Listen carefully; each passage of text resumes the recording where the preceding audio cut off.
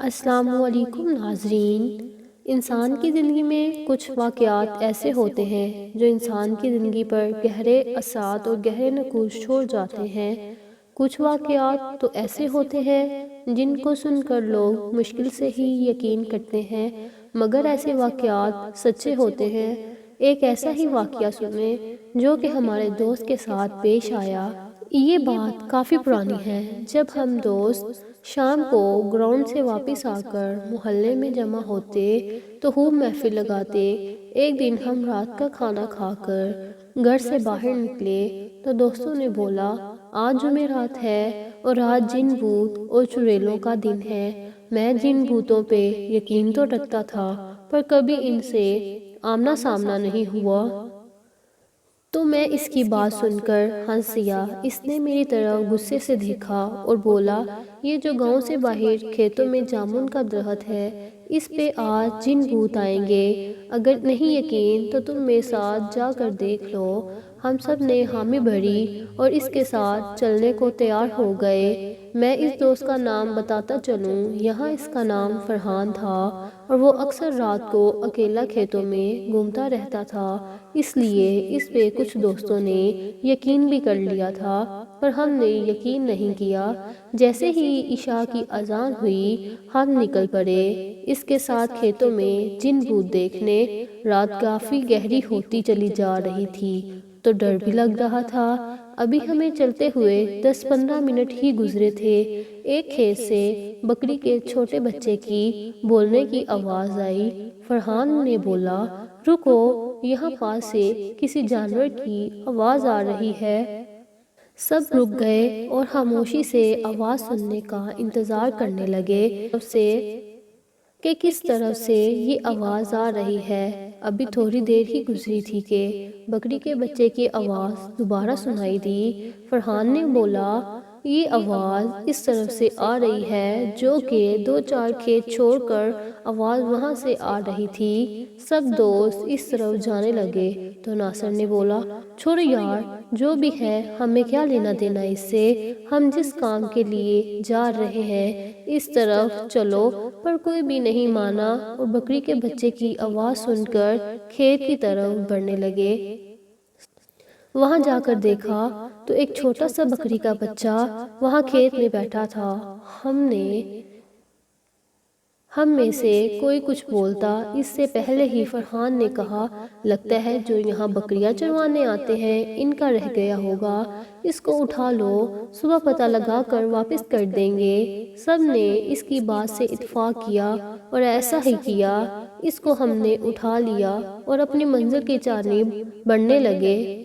رات کافی گہری ہوتی چلی جا رہی تھی اور ہمارے ڈر میں مزید اضافہ ہو رہا تھا، کیونکہ کھیتوں میں طرح طرح کے جانوروں کی آوازیں آ رہی تھیں۔ وسیم نے فرحان سے بولا، یار ہم کو واپس جانا چاہیے، آگے بہت خطرہ ہے۔ سب اس پہ ہنسنے لگے اور اس کو ڈرپوک کہنے لگے۔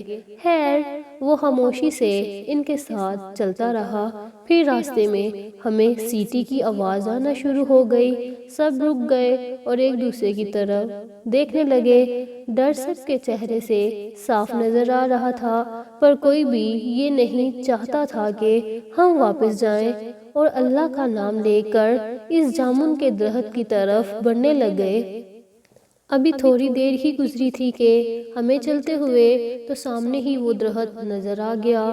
ہم سب دوست اس درخت سے تھوڑا دور ہٹ کر بیٹھ گئے۔ سب سے پہلے تو فرحان نے بولا، اس بکری کے گلے میں کوئی رسی وغیرہ ڈال دو تاکہ یہ کہیں ادھر ادھر نہ ہو جائے۔ سب دوست رسی ڈھونڈنے لگ پڑے اور جلد ہی ایک چھوٹی سی رسی مل گئی۔ اس کو ہم نے اس کے گلے میں ڈالا اور رسی شہد کو پکڑا دی اور سب کی نظریں اس درخت پر جمی تھی۔ 10-15 منٹ ہی گزرے تھے کہ اس جامن کے درخت کے اوپر سے ایک سایہ نظر آیا جو آہستہ آہستہ ہماری طرف بڑھنے لگا۔